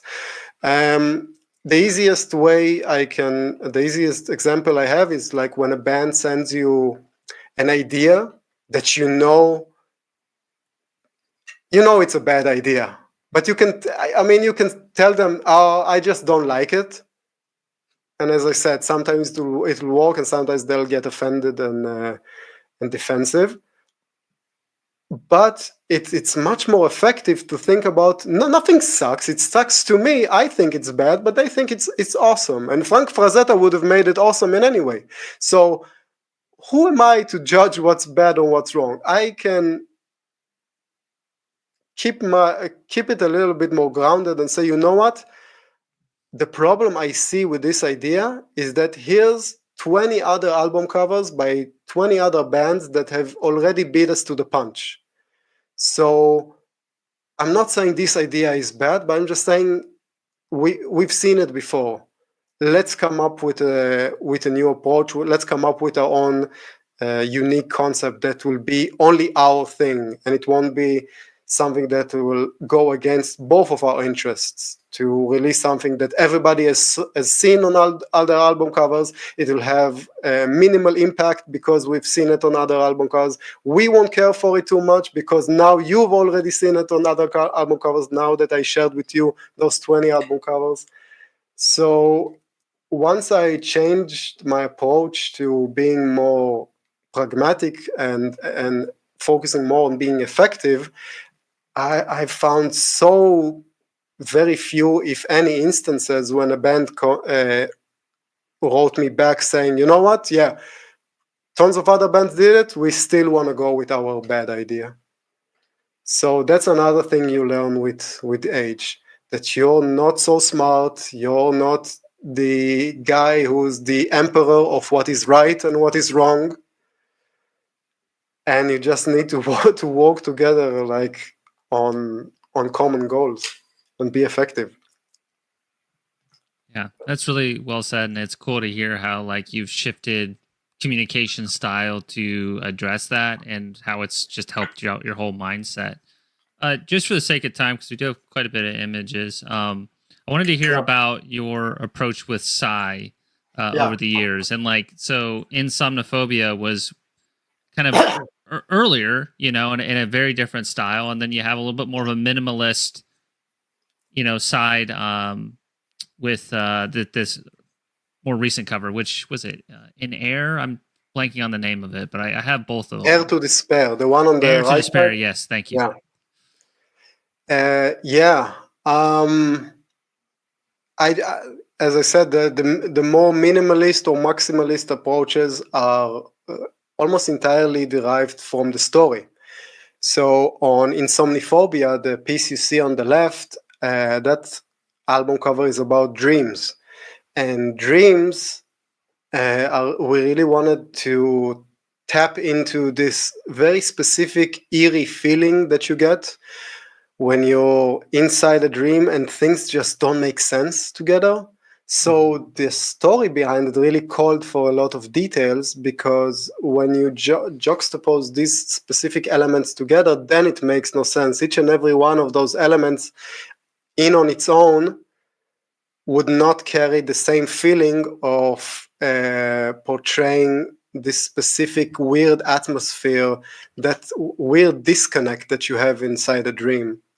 So this is why I use so many details on that one, and it still holds up, and it still feels like, okay, I am not so hard on myself when I look at this thing, even though it's maybe like 10 years or even older. I still understand that I did all of those details for a reason. And on the other one, on Hair to Despair, the storytelling depends on it being so focused. You need your eye to go first thing to her smile, and only then notice that she's pouring water on dead plants, and then you notice that something is wrong, and only then your eye goes to the scenery, and you check out what's on her wall and the strange shadow behind her, and the shards of glass on the floor. So I learned how to direct the eye of the viewer on the cover on the right, as opposed to creating like a singular impact when the entire piece is like bursting at you at the same time, which is what the composition on the left is supposed to give. So I think both are effective for very different reasons. So Hair to Despair was about mental illnesses. The original influence Mirai had for the lyrics was there was a boom of antidepressants and other mental illnesses, other pharmaceuticals directed at mental illnesses in Japan in the years following the Hiroshima bombing. So it was like a new market opening over there. It was an entire new industry and an advertisement field. And for the first time, the population and the health mechanism were dealing with a nation in trauma, a nation medicating themselves after like a national traumatic event. So all of those different parts of the cover deal with different kinds of mental issues. The watering of the plants is depression. The shards on the glass are self-harm. The flow chart on the wall is about paranoia, and what was it? And the shadow on the wall was what was it? I think it was domestic abuse, about how trauma can make you take your anger at somebody else. Not that I'm a big, expert on those subjects, but I was just looking back at different issues that were following Japan after the war. Yeah, it's so cool to hear about like that, and just how much thought went into it, and then also what is in it, but also what is not in it is pretty important as well. So you're basically every time creating these covers. I'm kind of stating the obvious. You're not only deciding what looks good from just a technical perspective, but what serves the story. So Yeah. it's really cool. It reminds me of like when musicians write a song, they could come up with 12 different riffs which are independently awesome, but does it serve the whole? Yeah. And that's the thing that you're having to juggle every time, and you do it so well. Which is why I always tell bands, especially guitar players, just please keep when you tell me your idea, just keep it as vague and as general as possible, because if you start talking about the composition, a lot of guitar players will say on the top right corner we will have in blue the whatever, and in the left side corner we will have in red this character. And I will tell them, you know what, this is why you think of composition as a timeline. It's like the intro and then the first verse and then the chorus. It's like this thing happens and then this thing happens and then this thing happens. It's on a timeline. But visual composition is the entire orchestra playing at once. Yeah. So we need to approach it in a completely different way. I'm not saying get the drummer or the bass player on the line, but just when I'm talking to the guitar player, just allow me to be in charge of the composition. 100%. All right. So then, two different periods of your work as well. I just mashed them up based on similar colors. This one on the left, the Malevolence cover. I mean, to me, it's like just amazing how you did it with the water reflections and like all the light and stuff. Can you tell me a little bit about like how this one came to be? I later on just realized that inside this specific scenario there won't be any light reflections, because I was very influenced. I can't remember the name of it, but I found like a very modern painter who does only stuff that's underwater, and I really love the way that reflections hit the human body underwater. And I think he's probably painting from references that he takes in pools or in the ocean or whatever. But then when the band came up to me and they had this idea of a figure drowning, and the original idea was this: the band wanted a character, he's drowning and he's connected to like a ball and chain, and in the bottom of the ocean you can see skulls of the previous people who were thrown into the ocean in this situation.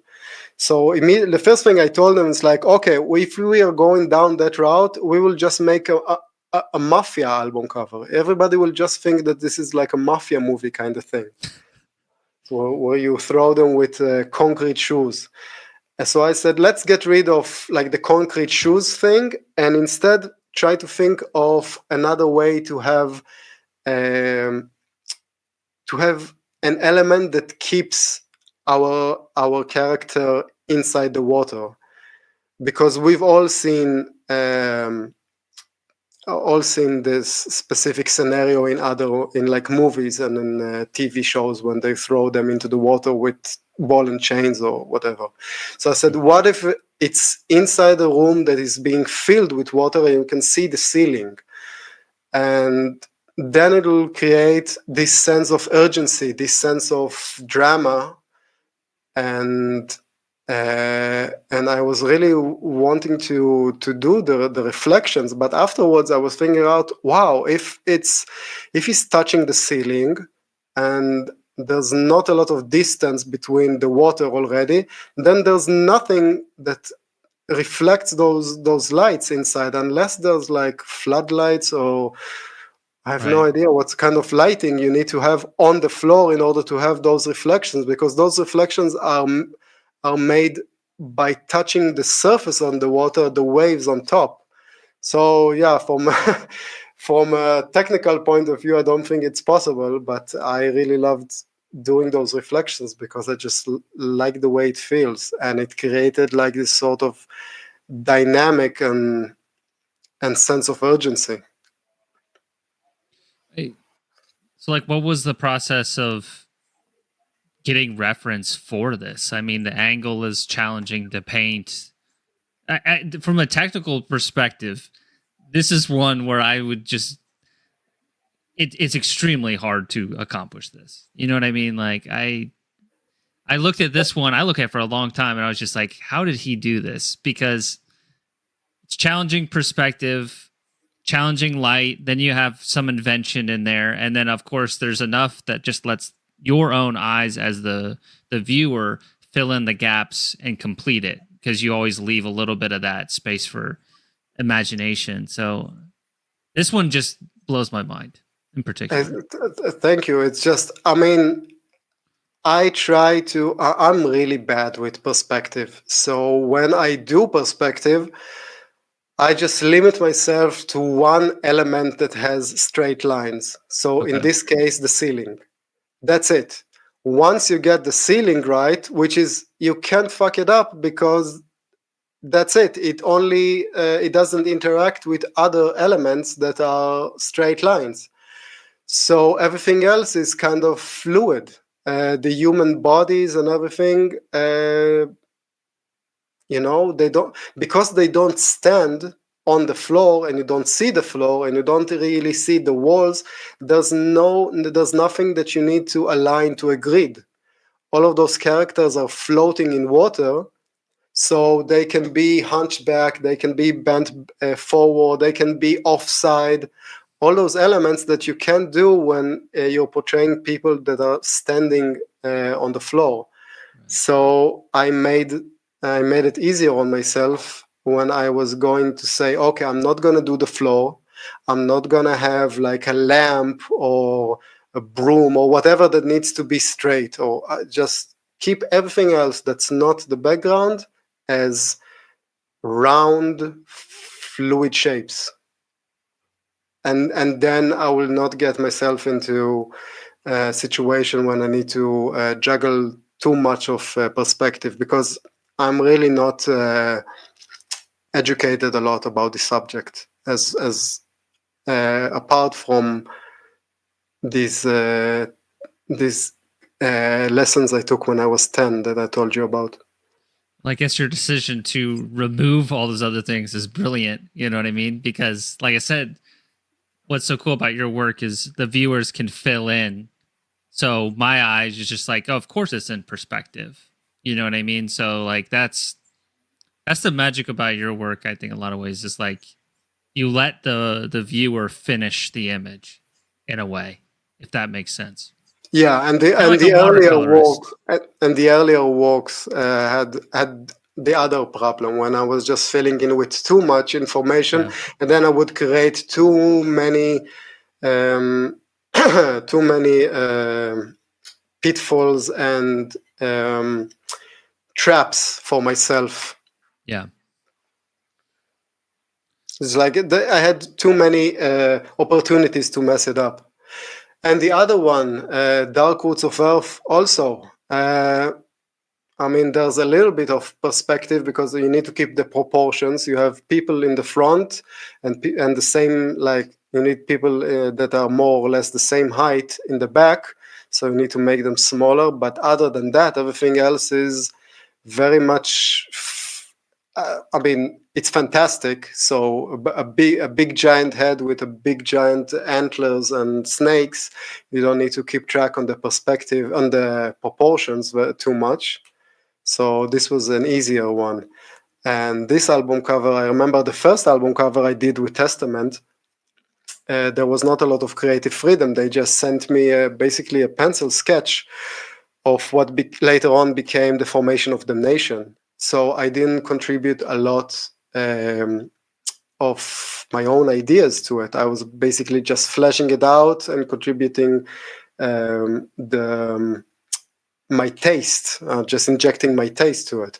The only thing I was really contributing back then on the first album we did together was that they wanted to have the modern logo, and I really said, okay, this is like a reunion album, let's try to bring back the 3D bevel logo, because I really wanted to have a chance to do like my version of Master of Puppets, because I remember when I grabbed onto that CD as a kid, I remember looking at the way they did the logo with like marble, and it felt so cool because it was alive. It was part of the scenery. It was part of the story.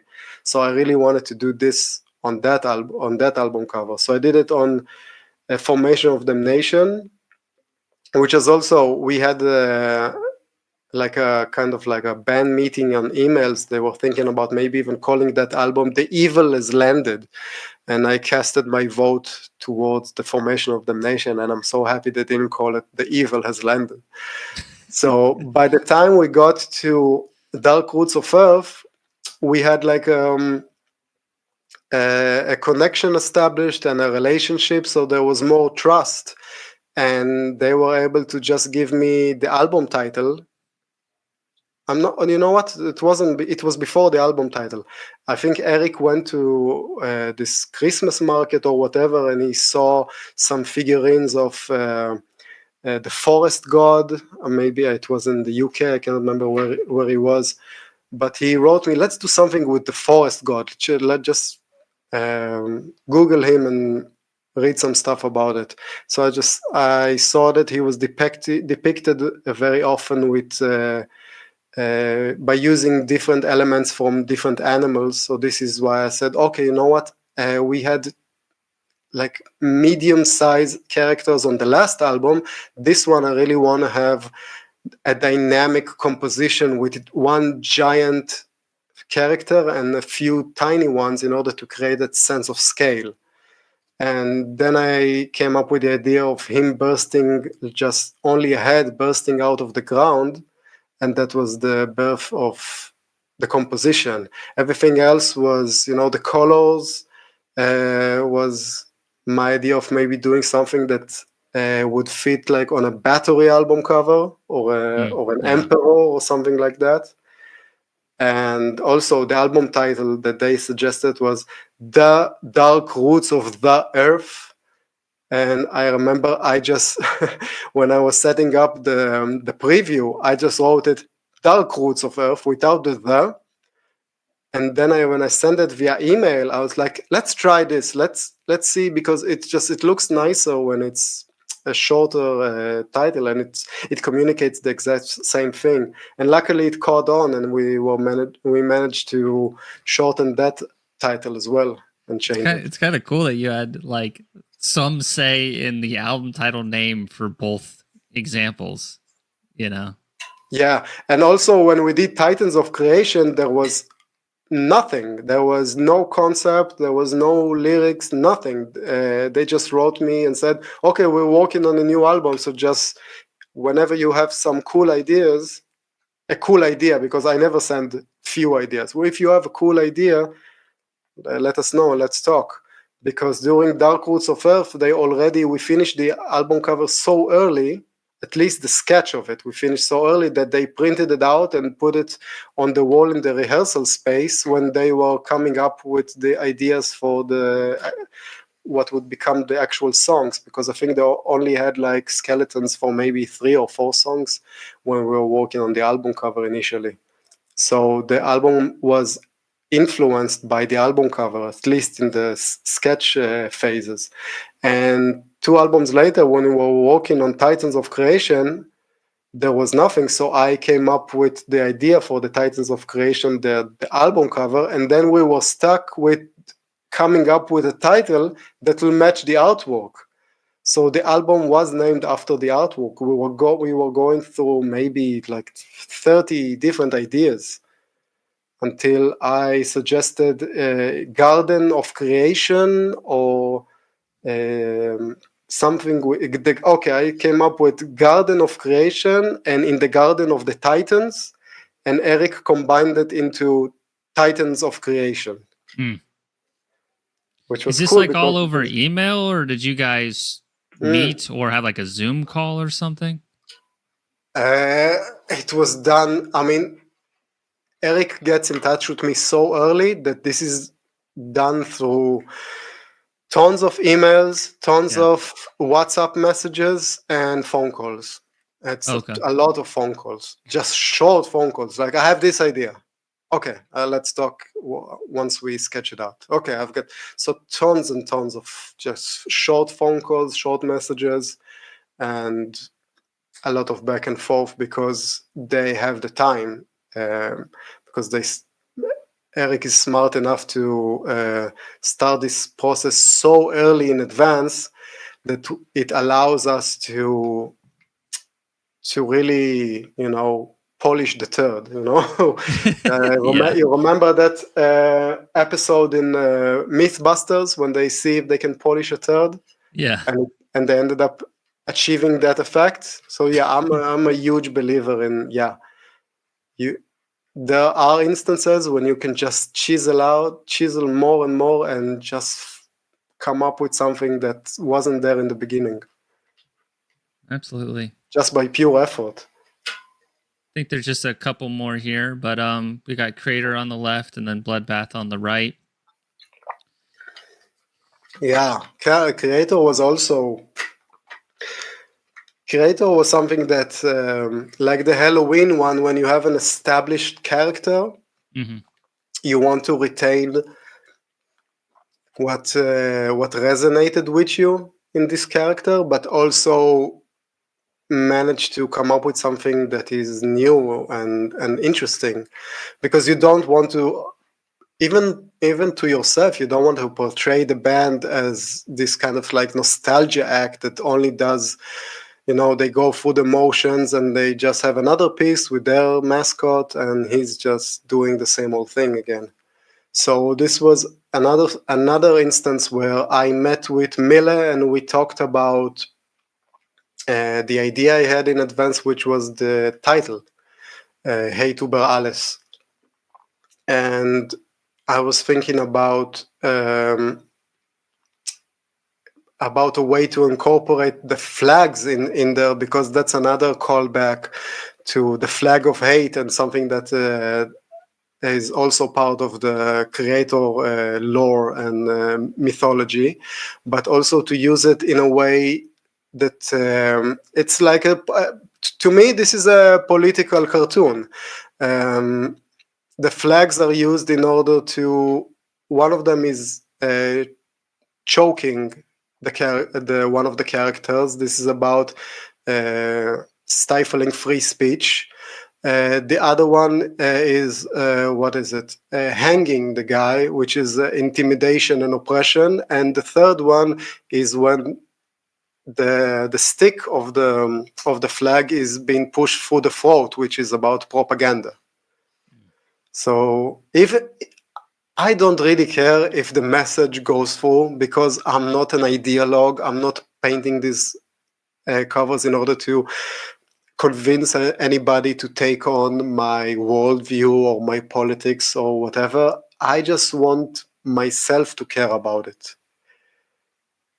And, I have a lot of friends and family members that have, long history from places where these ideologies are an actual force that really impact and take lives from the communities. When I talk to my friends from Iran and from Lebanon, it's easier for us to not have, romantic idealism about this sort of regimes and ideologies, that we know what we end up with when political actors put, the well-being of the people at a lower priority than ideology.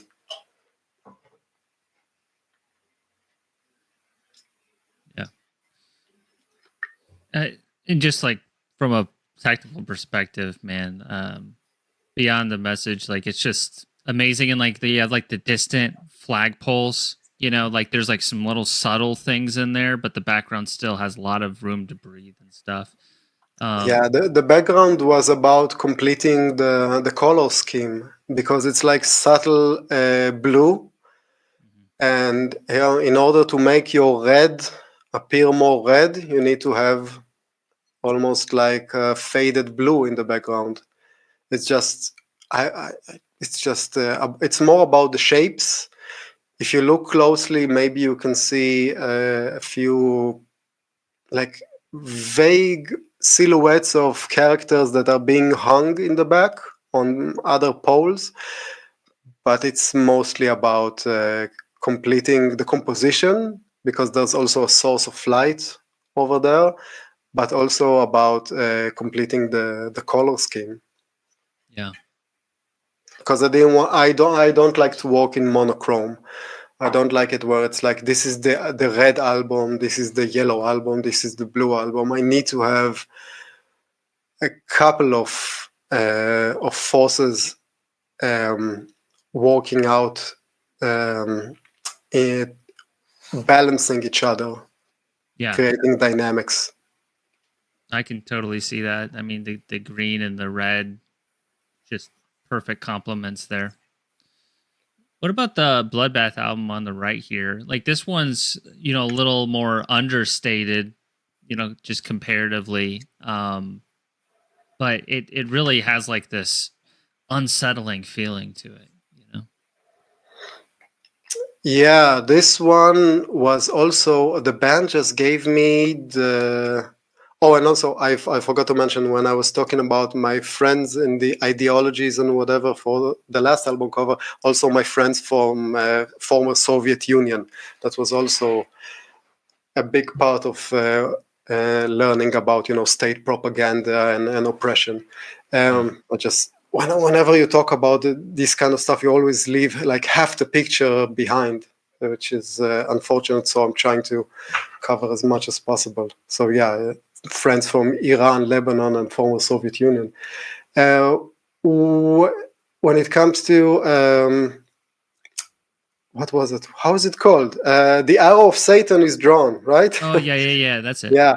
The band sent me the title alone, and that's it. They just told me just do something horrific with that album title in mind. And I just became a father for the first time back then. So I was walking in one room and I was so anxious about if I'm gonna wake up tomorrow after I'm gonna go to sleep and my baby is not alive anymore, because crib death is something that is really a big giant concern to. Do you have any kids? I don't, but I can Okay. imagine this being So horrifying. first year of their life, you're like, you don't get a decent night of sleep because you learn about the fact that, yeah, some babies just stop breathing in the middle of the night.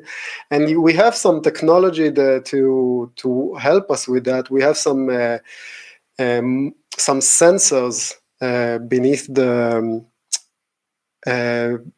the sheets, or no, beneath the mattress, and they pick up on vital signs. I think it's about the pulse or the breathing. So if something goes wrong, it just beeps, horrible beep in the middle of the night, and it's the only thing on your mind on the for the first year during the night. So this was the most horrific thing I could come up with. And I think when I showed them the draft, everything you see on the draft ended up being on the album cover at the end, except for the cross. The cross came from the band. It was a suggestion that they had in order to like complete the. I don't know. It just gave it like a weird atmosphere as well, because it also hinted on maybe what is maybe the identity of those characters could be, Right. or just hinting at their beliefs. I had no idea. I was okay with it because I have no objection to including it. So, and it looked nice because as a piece of graphics, it feels okay over there. It's a shape that directs your eye towards the crib. Yeah, I think it like furthers that title a little bit more too, with, you know, opposite of Satan be like Christianity, and then it does make it just a little more disturbing, I think. It's cool. And it also, I mean, the entire thing was about how do I portray horror in the way that I care about horror. Because I was never much into horror movies, but when I think about horror, I think about this feeling of like creeping sense of unease. Yeah. This is what horrifies me. It's And I wanted the storytelling to be layered in a way. It's like the immediate effect that you get from it is sort of like serene, and only later on you notice the flies. yeah, I think it's just like conceptually just a really cool cover, but it's like one where I feel like if you send it back to a certain band, they wouldn't get it. Like they wouldn't get what you're going for because it's not as flashy. So I think it's really cool that they like trusted your idea and vision to see all the way through. And maybe I'm just like projecting and thinking of myself, but it's just one of those where maybe the sketch doesn't have as much impact as like the final product does. Yeah. It's been so long because I can't remember by now it's like I don't know what is a memory of the actual process and what are things that I've been. You're probably sleep deprived too, you know. So oh yeah, I was sleep deprived as well, so I have no idea. I'm just happy that and the end result is something that people like because you don't want to pander, but you also it's a piece of commercial art at the end. It's like you put it out there, so it's you want it to have a positive impact. And I never thought about my relationship to the people affected from those pieces that they like. But as a fan of music, I know how it is to be on the receiving end. It's like, yeah, I want the care and attention to be there and care about. The albums that I like take up a really significant part of my life. 100%. Let me see what's on this last one here. Yeah, just real quick. I really love this Incantation cover you did last year, and this Venom Prison one also just really powerful. Any takeaways that you have from this one, or anything come to mind? Yeah, Incantation. The original idea I had for it, they wanted to have something like more abstract and more like a more straightforward monster. So the original idea I had for it, it's something that you can see on the last album by The Spirit. The album is called Songs Against Humanity, I think. The Spirit, Songs Against Humanity. So that idea ended up on that cover.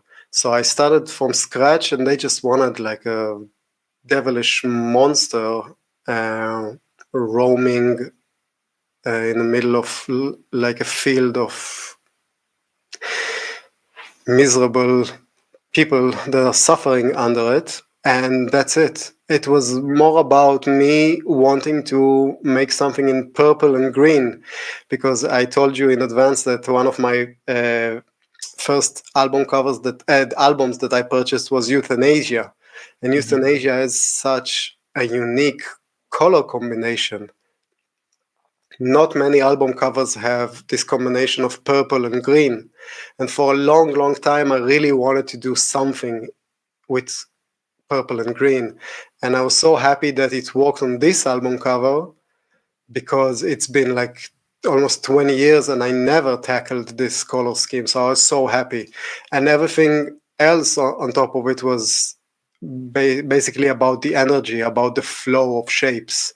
And you can see my admiration of I guess dinosaurs and Gerald Scarfe sort of characters, like very shape-based and very fluid. And also the very first few versions of it had like a huge penis on it as well, but the band just vetoed it.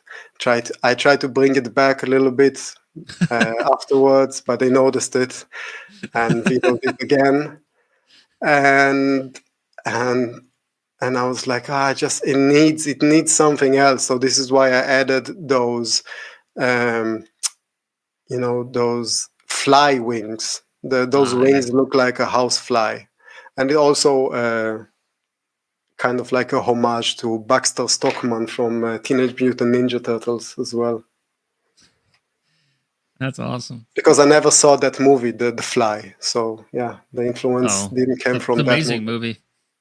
I need to check it out. I am just so bad in movies. I haven't seen tons of stuff that people consider classics. Tons and tons of stuff. That's one that's rightfully called that, in my opinion. I love it. What about this Venom prison cover? Oh yeah, Venom Prison was a personal one. The band really wanted to.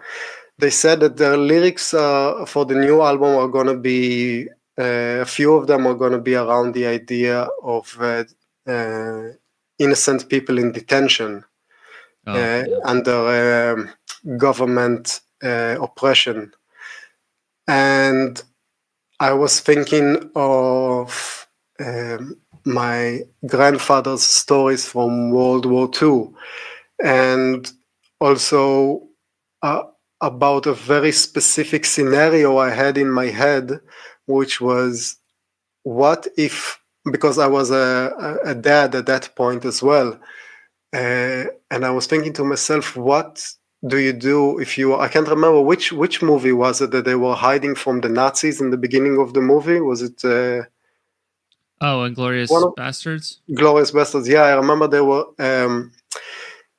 were hiding under the floor, and it made me think, what if I was in there with my baby and the baby was crying?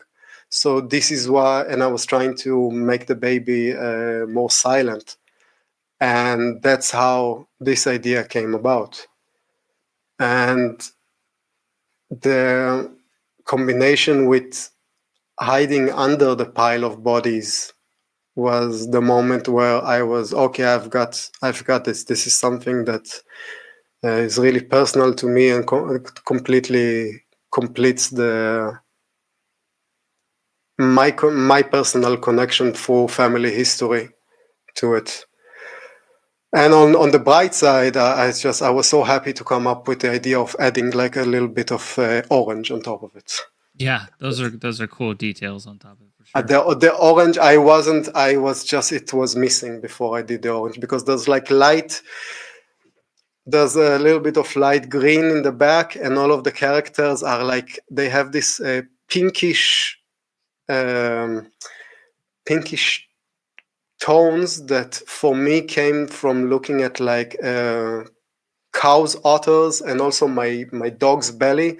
My dog's belly has this like very like a weird texture to it. It's not like, it's kind of like she looks like a cow, and that's where the pinkish part came from, because it's not like straight pink. It has a bit of like a pattern to it. So if you look at some of those patterns, it's kind of like the patterns you will see on a cow's otters. This is the most vegan influence I have ever had as a non-vegan.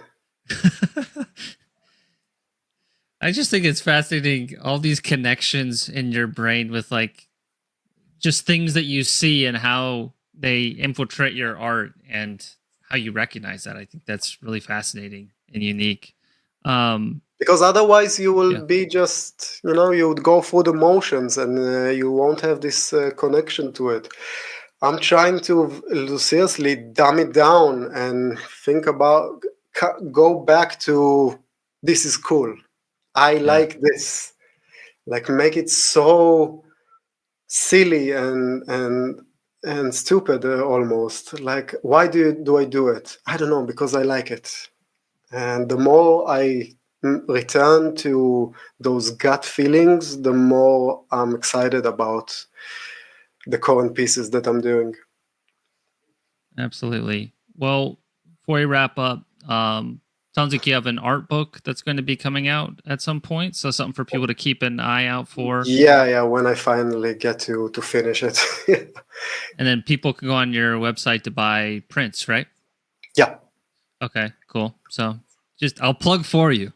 Help you I'm out a just, little bit. if you see my name down below, I'm the only guy in the world that I'm aware of that has this name, so I'm very easy to find.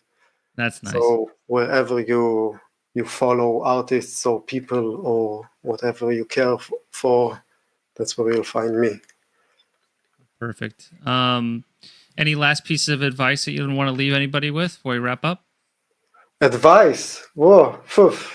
I don't know. Sometimes, young artists write to me, and the most common advice I give people is something that is a recurring theme in this interview as well, which is know what to discard. And a lot of young artists, they want to fill their portfolios with everything they got. And I used to be the same. My earlier portfolio had tons of like murals that I did on people's walls and character designs and just random stuff that I was so proud of, but I didn't think from a perspective of what am I trying to achieve here.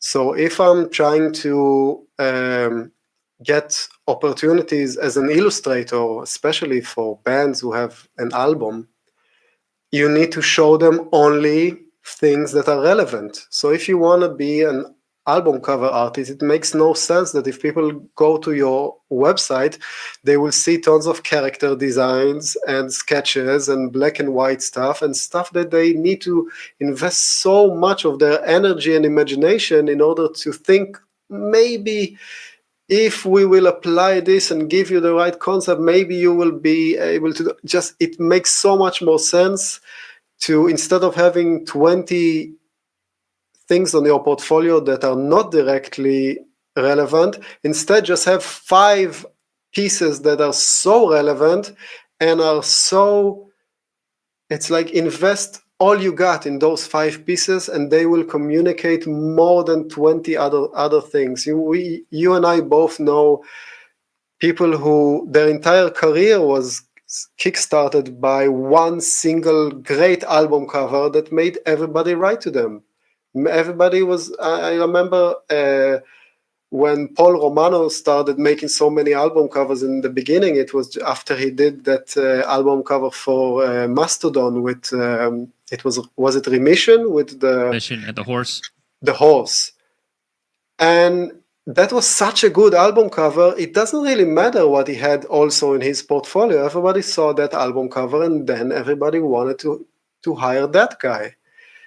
And, also Derek Riggs didn't need to do anything else but those first few album covers by Iron Maiden in order to be in demand for his entire life, because that's it. That's it. Those album covers were so strong. They had such a huge impact. You really don't want to go on his website and find out that he also did, I don't know, some website for a mechanic. It just makes no sense. That's great advice. Well, Eliran, I really appreciate it, man. This was such an insightful conversation. I hope everybody else got something else from it. Please, of course, follow him on socials and support him and the bands that he does. But clearly, his work has permeated the metal scene for like the last 15 to 20 years. So you guys know who he is. Anyways, new episodes every other week. Thank you again, and see you guys soon. Thanks for having me. Cheers, man.